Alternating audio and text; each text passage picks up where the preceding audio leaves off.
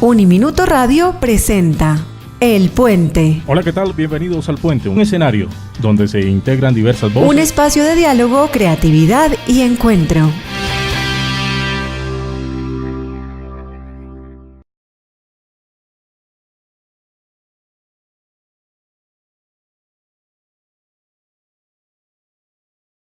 Con nosotros hoy, invitada especial en El Puente, Ana Graciela Bedoya. Bienvenida a este espacio radial llamado El Puente. Muchas gracias.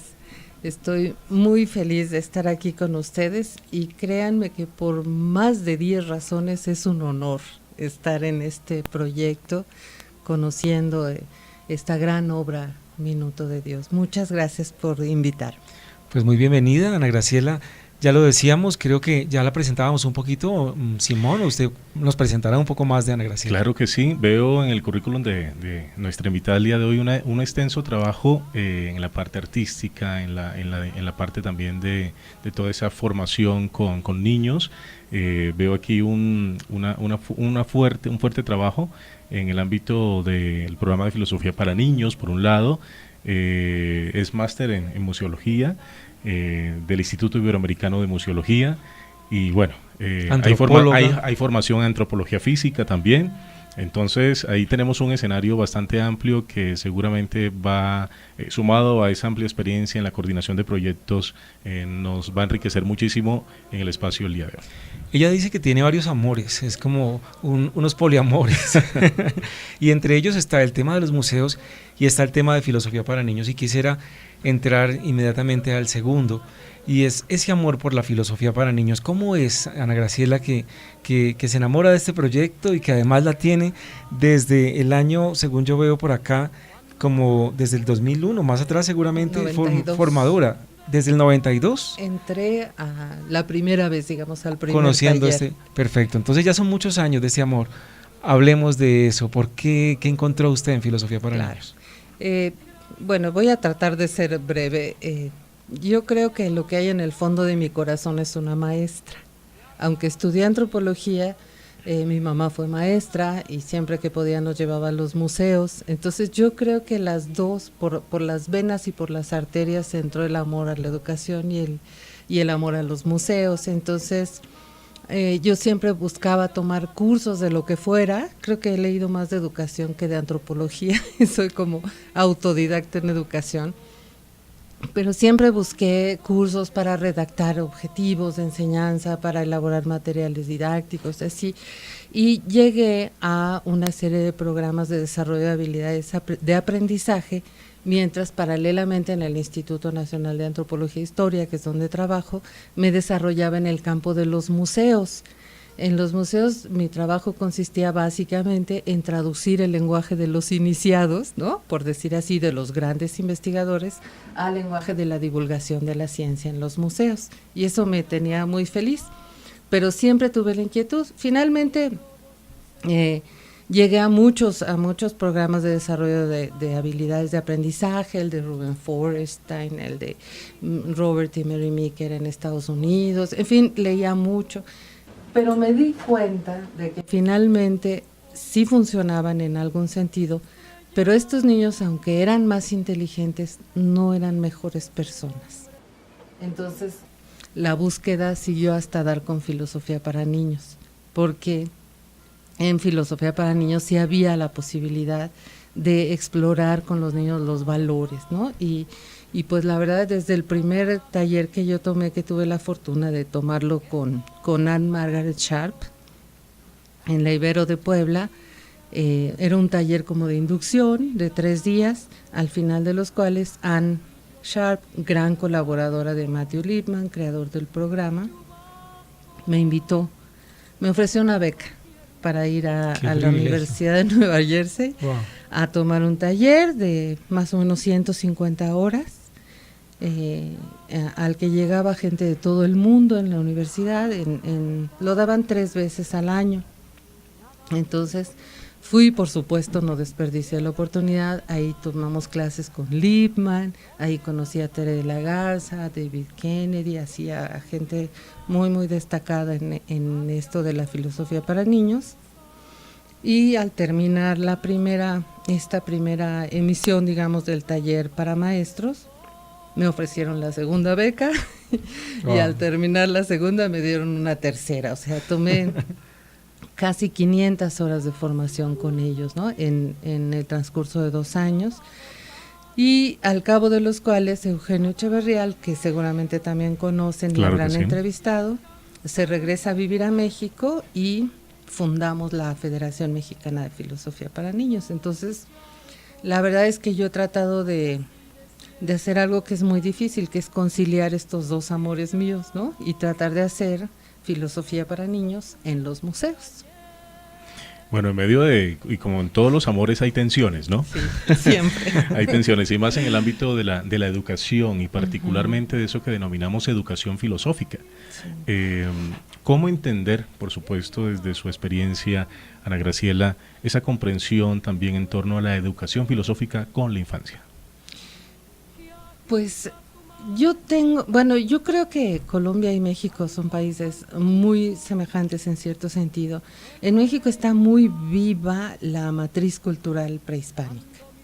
Y entonces yo lo que entiendo es que para los pueblos originarios el proceso de convertirse en persona es un proceso que tiene un profundo contenido filosófico y tiene una posición ante la vida que se caracteriza porque todos los actos y decisiones que toma una persona en su comunidad están regidos por un marco general que tiene que ver con la cosmovisión, que tiene que ver con una relación con la naturaleza, de la cual somos parte.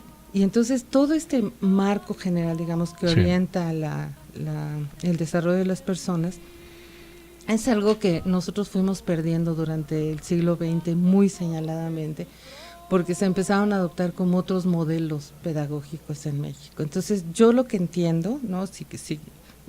Queriendo contestar tu pregunta, es que lo que tendríamos que hacer es atender a lo que han planteado las tradiciones filosóficas originarias y las occidentales y encontrar una mejor manera de estar en el mundo, ¿no? ¿Qué querría decir esto, estar en el mundo? Yo creo que eso tiene mucho que ver con el espíritu de Un Minuto de Dios y con el espíritu de filosofía para niños, es desarrollar un proyecto de persona que tenga que ver con un proyecto de sociedad en la que queremos vivir, que tiene incorporado en lo más profundo de su esencia la relación de respeto con la tierra, ¿no?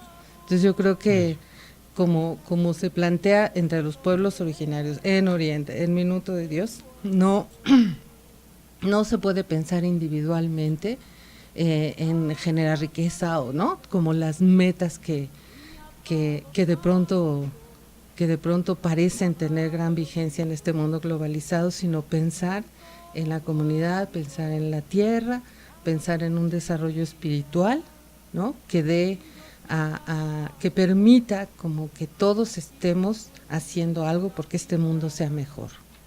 Hay una expresión que usted acaba de utilizar y es la palabra comunidad, y sé que usted es muy sensible a esa experiencia de la vida, del encuentro con el otro, de la relación, y creo que esa sensibilidad también hace que se encuentre muy bien con los museos y que se encuentre muy bien con filosofía para niños. Digo lo de los museos porque hay que tener una sensibilidad especial para el lugar de la obra, para el lugar de la contemplación, para el lugar del encuentro. Y yo quiero preguntarle y subrayar esa palabra comunidad. Seguramente hay oyentes y televidentes que nos están siguiendo y que no comprenden muy bien esta expresión que en filosofía para niños utilizamos, y es comunidad de diálogo o comunidad de indagación o comunidad de investigación. De hecho, no sé cuál de las tres prefiera y use usted más. Y quisiera que nos la explicaras. ¿Qué es eso de la comunidad de diálogo, investigación e indagación? Sí, a mí me gustaría, bueno, me parece que es un concepto central, ¿no? Central en filosofía para niños y central para la buena vida, digamos, desde la perspectiva de los pueblos originarios de México y supongo que de Latinoamérica, ¿no? ¿Para qué estar en comunidad? Fíjense que hay un concepto en filosofía tojolabal. Los tojolabales son mayas vivos, actuantes y vitales que están en el sureste de la República Mexicana, están en Chiapas, cerca de la frontera con Guatemala. Y ellos, en su lenguaje cotidiano, tienen como la idea de no decir nada más yo hablo contigo, sino el hablar con alguien implica la escucha del otro. Entonces, en un solo fonema, digamos, dices yo hablo, pero tú me escuchas. Y yo creo que ese es el sentido del diálogo. Ya está implicado el escucha en el acto de hablar. Así es, porque si no tiene sentido para la comunidad, ¿no? Entonces, la comunidad tiene un sentido muy amplio, es también todos los seres vivos, ¿no? Es también los animalitos, las plantas, la tierra, etcétera. Entonces, yo digo que ahí se nos marca el fin de la comunidad, ¿no? Como pensar lo que es mejor para todos. Pero en filosofía para niños creo que tiene una riqueza particular la noción de comunidad. A mí me gusta pensar en comunidad de investigación, porque pienso que eso es lo que hacemos. Investigamos, exploramos una noción filosófica tan relevante para los niños como, por ejemplo, qué es la verdad, ¿no? O qué es el bien, o si está bien decir mentiras, siempre está bien decir mentiras, o siempre está mal decir mentiras, en fin, este tipo de preguntas que necesitan hacerse los niños para poder pautar su conducta, ¿no? Ese tipo de preguntas se hacen, y la riqueza de la comunidad es que se vierten muchas perspectivas, pero no solo de lo que uno piensa, sino de lo que viene de la experiencia de actuar, ¿no? Entonces, la comunidad de investigación es un lugar donde uno puede reelaborar su experiencia, verla a la luz de la experiencia y de las perspectivas de otros, sin que nadie tenga que imponer su criterio sobre nadie. Es simplemente fortalecer tu capacidad de razonar y hacer claros y explícitos los criterios por los cuales tú piensas que hay una manera correcta de actuar, y siempre tendrás que tener necesariamente en consideración, a partir del diálogo, que no eres el dueño de la verdad, ¿no? Que te puedes equivocar. Y esa posibilidad de saber que te puedes equivocar también viene acompañada de la posibilidad de corregirte gracias a que escuchas a los otros.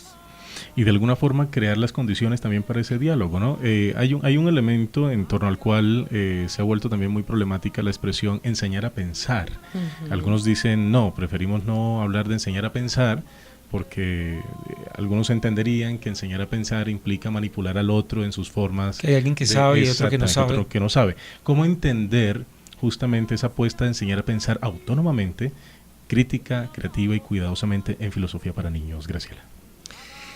Pues, bueno, es una pregunta que tiene muchas aristas, ¿no? Diríamos, nosotros tenemos herramientas en filosofía para niños.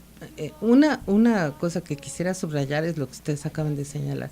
No se trata de decirle a nadie qué es lo que debe pensar, sino cómo pensar mejor, en todo caso, ¿no? Y las herramientas vienen a partir del desarrollo de habilidades, pero también de un contexto de comunidad que tiene que ser un lugar seguro, ¿no? La comunidad tiene que ser un lugar, eso insistía mucho Anne Margaret Sharp, que tenía que ser un lugar donde tú podrías hacer una pregunta y nadie se burlaría de ti, ¿no? Y todo mundo tendría que comprometerse con la investigación que está sugiriendo tu pregunta, ¿no?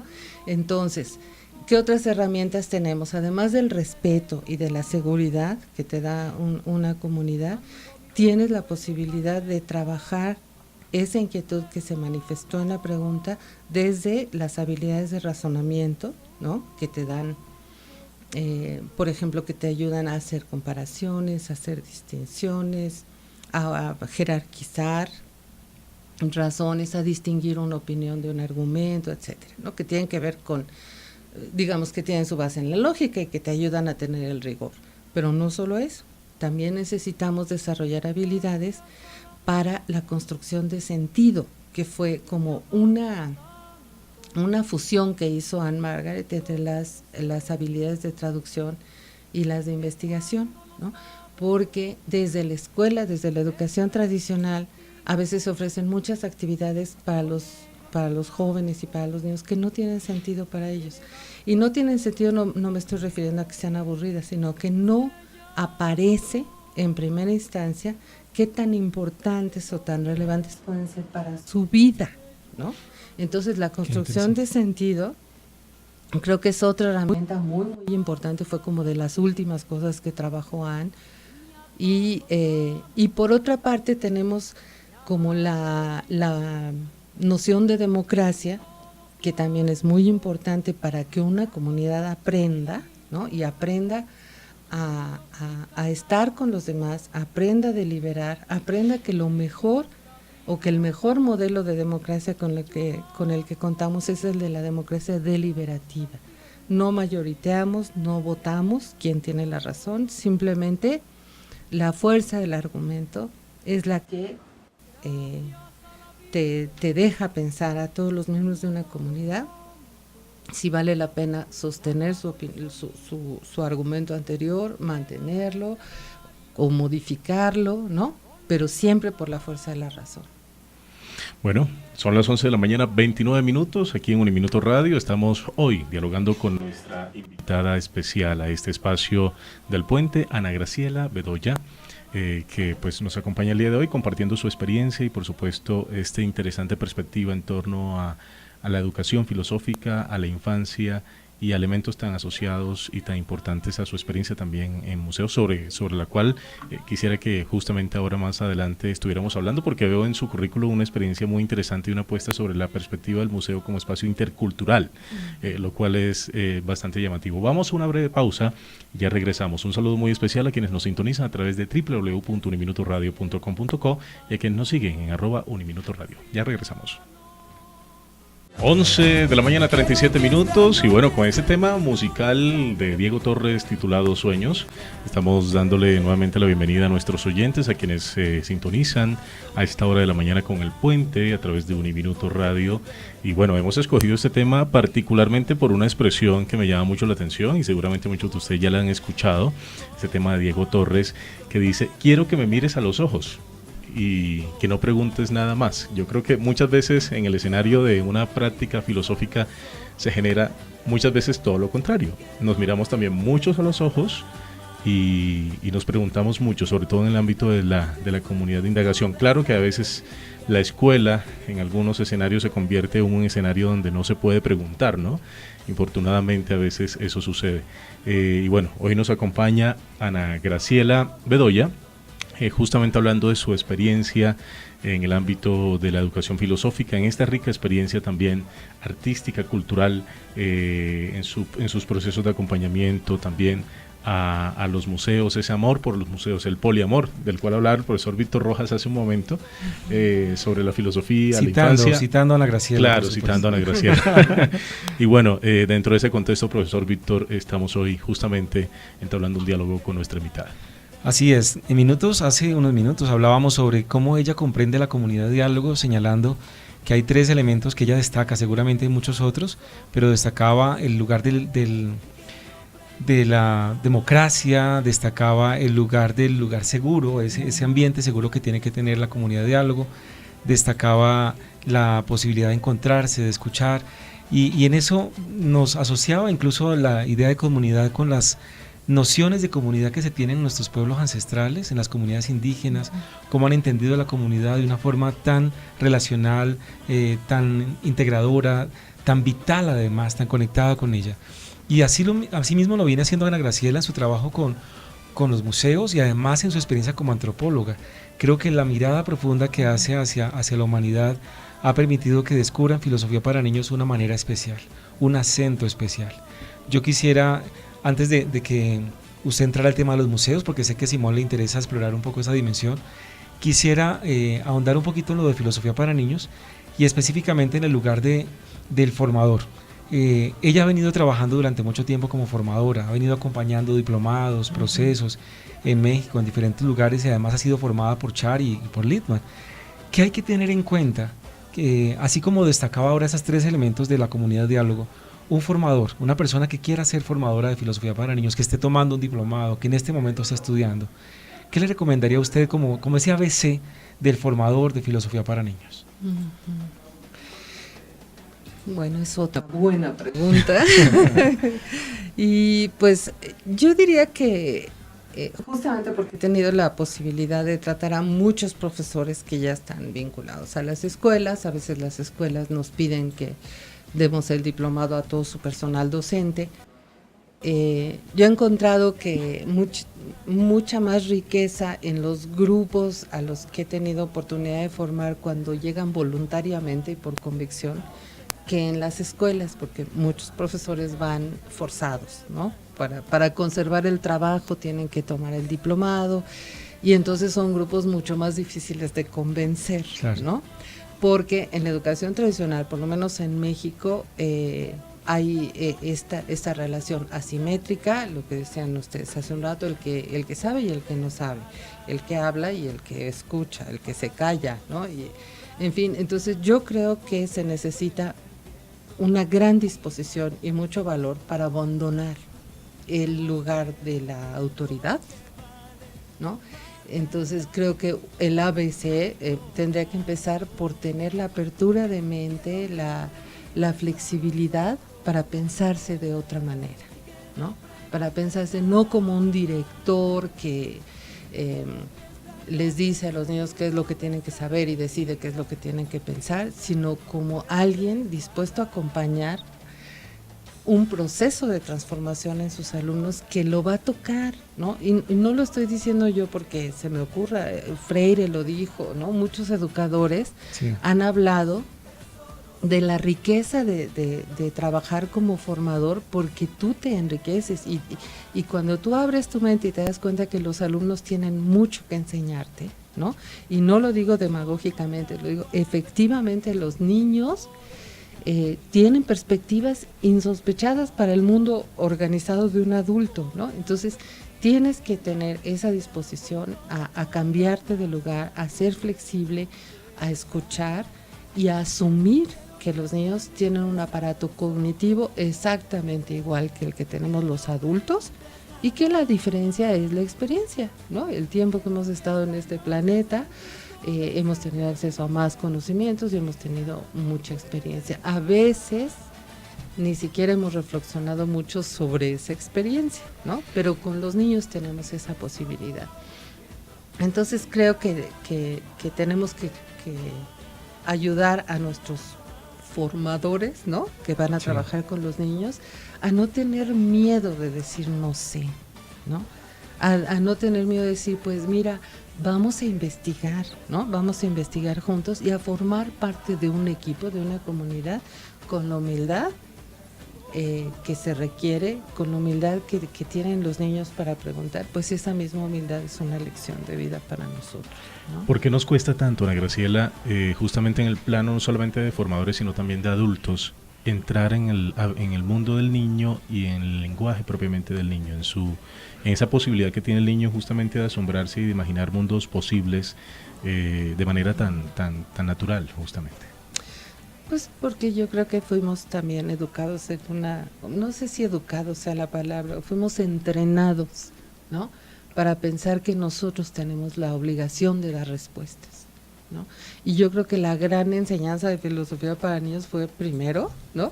Que tienes que aprender a hacer buenas preguntas y no importa si no tenemos las respuestas, podemos discutir las preguntas y así, con ese simple ejercicio de diálogo, podemos extender nuestro horizonte de comprensión del mundo.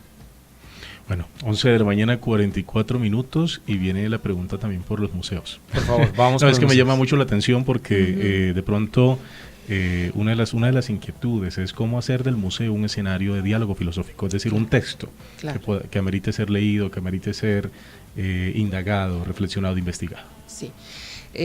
Viene de mi experiencia, precisamente, ¿no? De recibir visitantes en los museos y tiene que ver también con la riqueza del mundo de los museos.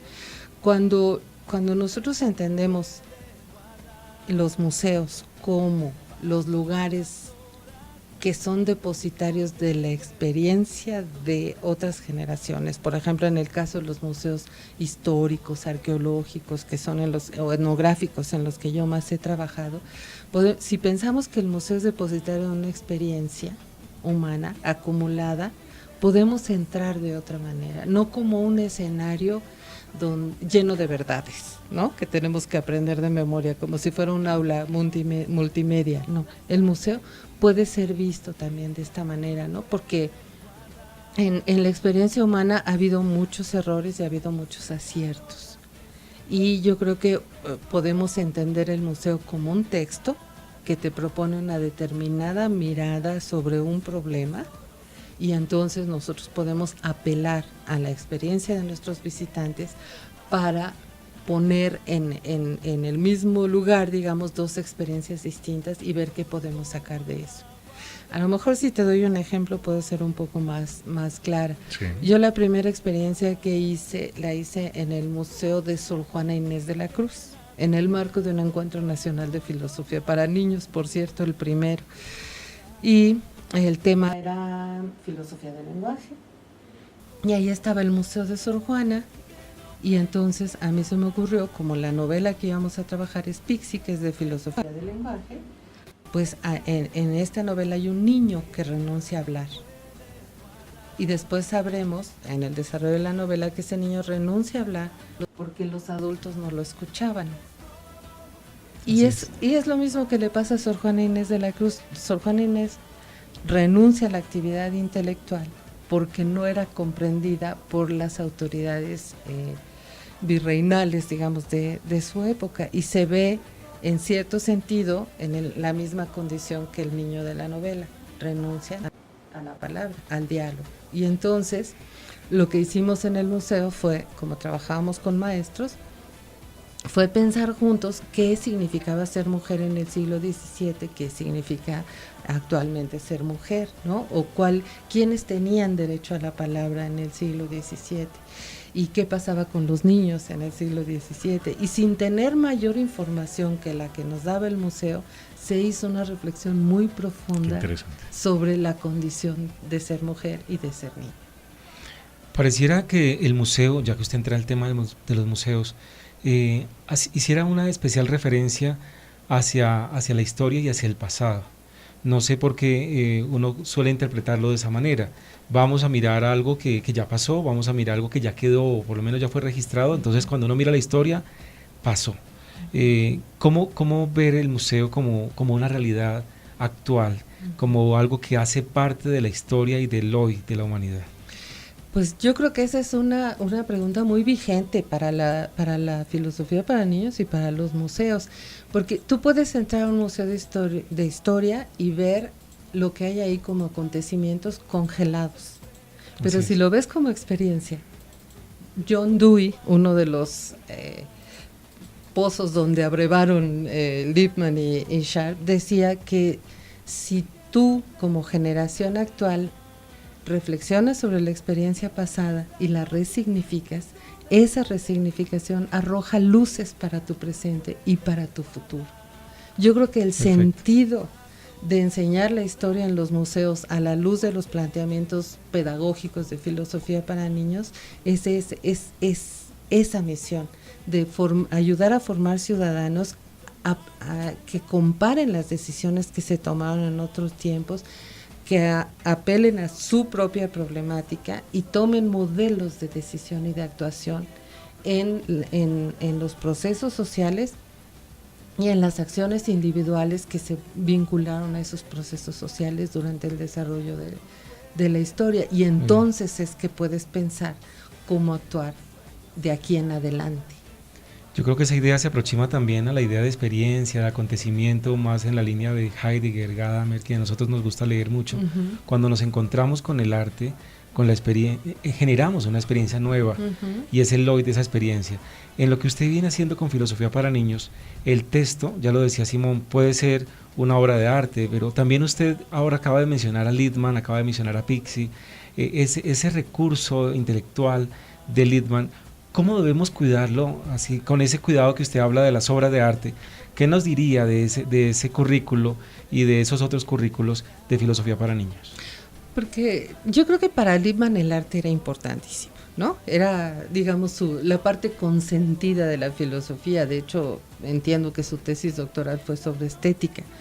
Y de hecho en la novela de Lógica hay un capítulo en la que Suki y Ana van a un museo y ahí habla, ¿no?, de las posibilidades de interpretar las obras de arte como fuente de pensamientos, como si realmente muestran sentimientos ¿no?, o de qué manera las ideas pueden ser expresadas en los museos. A mí me ayudó mucho trabajar ese capítulo para pensar qué hacer en los museos. En los museos están prácticamente todos los temas, los que se te ocurran. La tecnología, la noción de belleza. ¿Quieres ver cómo ha evolucionado el concepto de democracia? Vete a un museo. ¿Quieres ver dónde nació la idea de república? Vete a un museo. ¿No? Yo creo que y si quieres ver la diversidad cultural, que es algo que a mí me importa mucho, ¿no?, también en los museos está presente, como hay muy diversas maneras de estar en el mundo y lo importante es ponerlas en diálogo. Bueno, ya tenemos las 11 de la mañana, 51 minutos, y bueno, el tiempo en radio es infalible. Profesor Víctor, Ana Graciela, y de esta manera estamos llegando al final, pero antes, siempre este espacio buscamos que tanto con nuestros invitados y con quienes hacen parte de nuestra audiencia nos llevemos preguntas, nos formulemos preguntas. ¿Cuál es la gran pregunta, podríamos decir, que mueve hoy a Ana Graciela? Pues aquí nos damos tiempo para... Esos suspiros suelen ser parte de la parte... La pregunta que nos mueve hoy. Que nos mueve hoy, sí, esa gran pregunta que mueve hoy a Ana Graciela. Pues yo creo que son dos preguntas. Una, ¿cómo tener un mayor impacto ante las realidades sociales de nuestros países, ¿no? Esa sería una. Y la segunda sería cómo tejer redes entre países hermanos, como creo que somos México y Colombia. Hace un rato hablábamos con Angélica Satiro de Brasil, ¿no? Cómo fortalecer nuestro trabajo más allá de las fronteras. Bueno, profesor Víctor. Bueno, por mi mente está pasando como esa expresión cotidiana que también muchas veces uno se hace cuando está también un poco preocupado. ¿Qué vamos a hacer? Y además uno se coge la cabeza, se coge el pelo, los que tienen. ¿Qué vamos a hacer? ¿No? Bueno, no, los pocos que tienen. Entonces, creo que ante la realidad que acontece, ante tantas situaciones fuertes en términos políticos, económicos, educativos, lo que pasa con los niños, lo que pasa con el medio ambiente, entonces uno se pregunta, ¿qué vamos a hacer? Eso me lo estoy preguntando. Bueno. ¿Y usted, Simón? ¿Qué se está preguntando? ¿Cómo lo vamos a hacer? Muy bien. Gran parte de esa ahí pregunta. nos complementamos. Así es. Bueno, de esta manera estamos llegando al final de nuestra emisión el día de hoy. A quienes nos siguen a través de las distintas plataformas en www.uniminutoradio.com.co, en @uniminutoradio. Muchas gracias, profesor Víctor, por acompañarnos, por supuesto, el día de hoy. A usted, Simón, gracias. Ser parte también siempre de este equipo. Ana Graciela, muchas gracias a ustedes por acompañarnos. Uniminuto Radio es su casa y, por supuesto, los micrófonos del puente siempre están abiertos. Muchísimas gracias a ustedes y a la audiencia. Bueno, de esta manera estamos despidiendo nuestro espacio el día de hoy y bueno, una invitación muy especial para que no dejemos de soñar. Sigan en sintonía de Uniminuto Radio. Chao, chao.